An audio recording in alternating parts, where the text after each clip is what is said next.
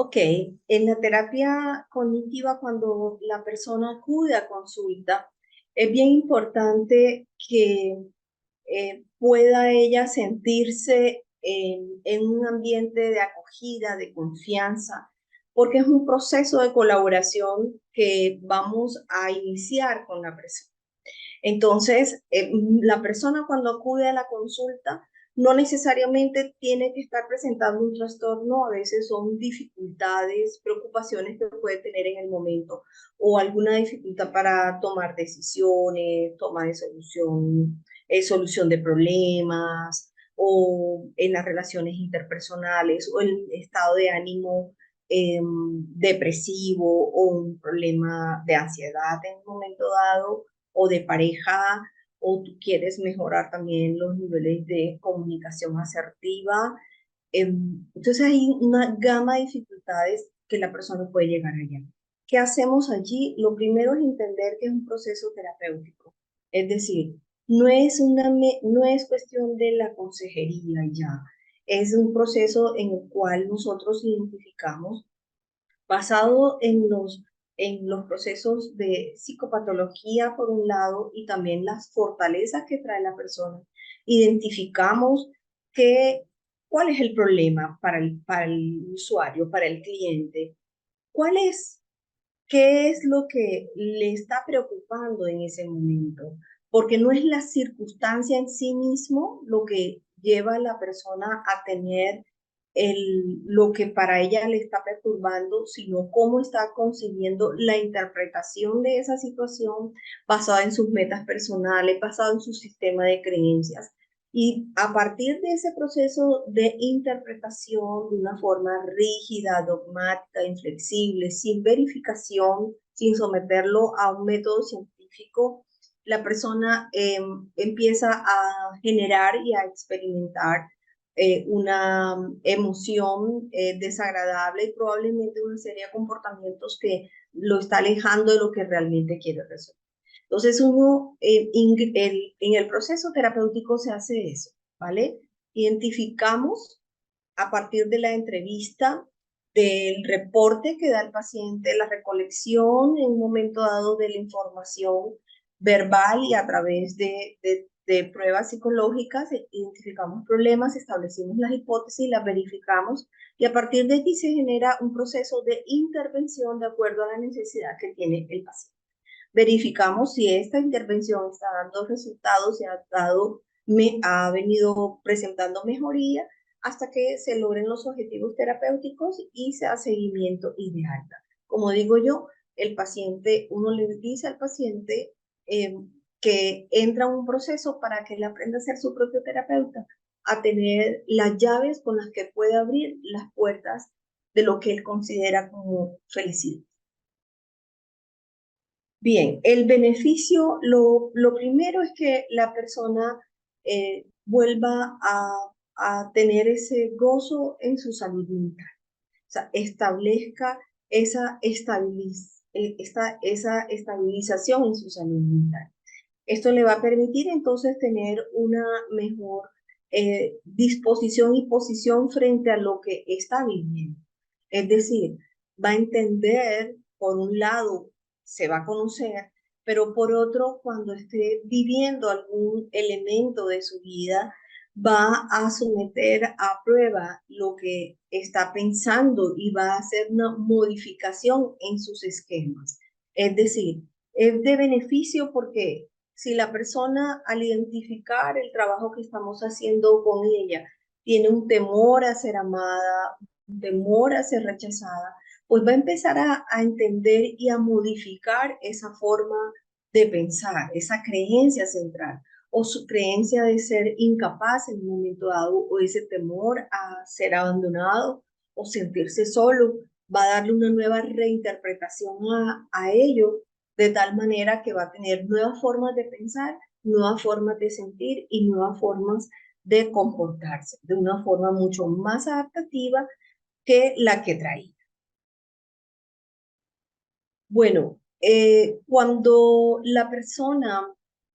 luego que está en un proceso terapéutico, en su psicoterapia,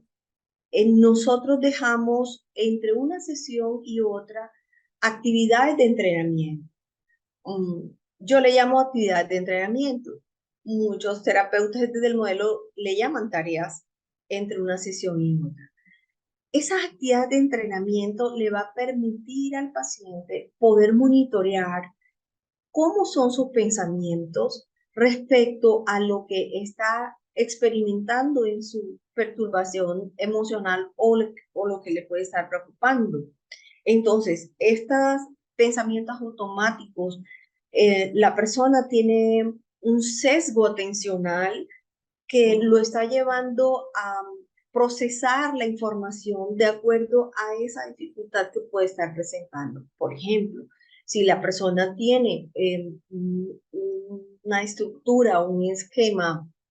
un repertorio de unas respuestas depresiogénicas, posiblemente el sesgo atencional está más centrado hacia la pérdida. Entonces, estos pensamientos automáticos donde yo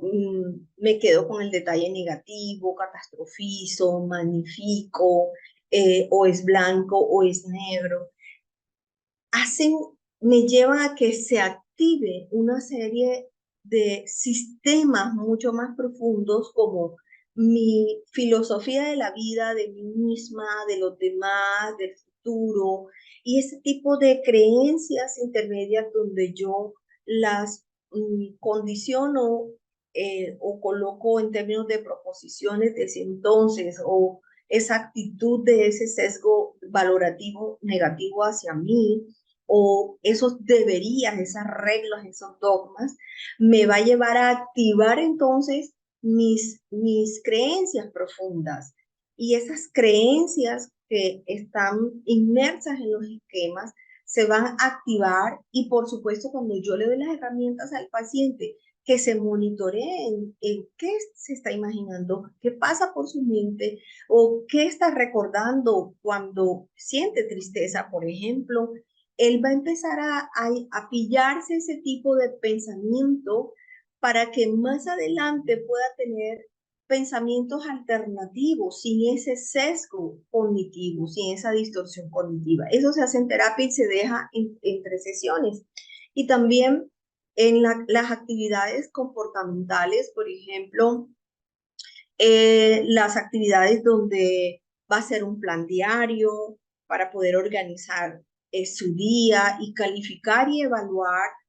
qué tanto le gustó, qué tanto le hizo bien. En ese proceso de dominio y agrado, va a empezar a darse cuenta que haciendo sus actividades, también su estado de ánimo va a modificarse, porque si va a pensar que lo va a hacer cuando quiere, no se va a dar, porque precisamente cuando uno está en un proceso depresivo, pues no vas a querer hacerlo. Entonces, aquí con este tipo de actividades de activación conductual o elementos cognitivos o elementos emocionales, donde podemos hacer una actividad de respiración de atención plena o regulación de emociones con mindfulness y dejamos ese proceso de entrenamiento entre sesión, la persona cada vez más va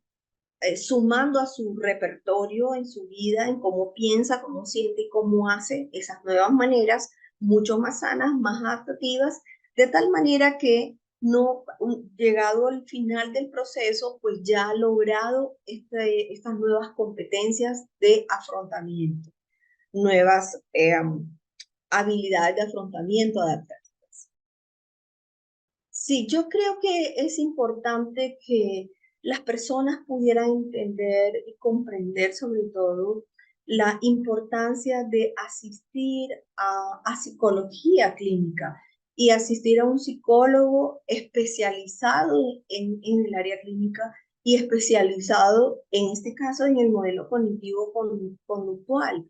No hay que esperar que tú tengas un trastorno donde realmente está alterado tu nivel de funcionamiento personal, familiar, laboral para buscar ayuda profesional.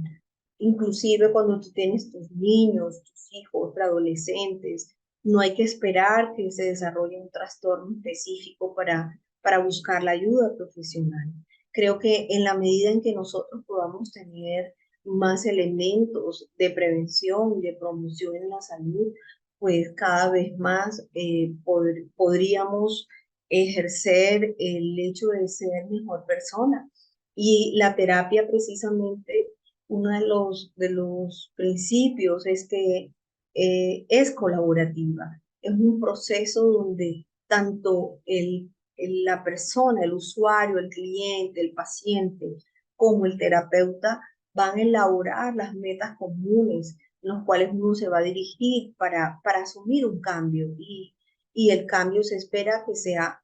para mejorar, para ser mejor.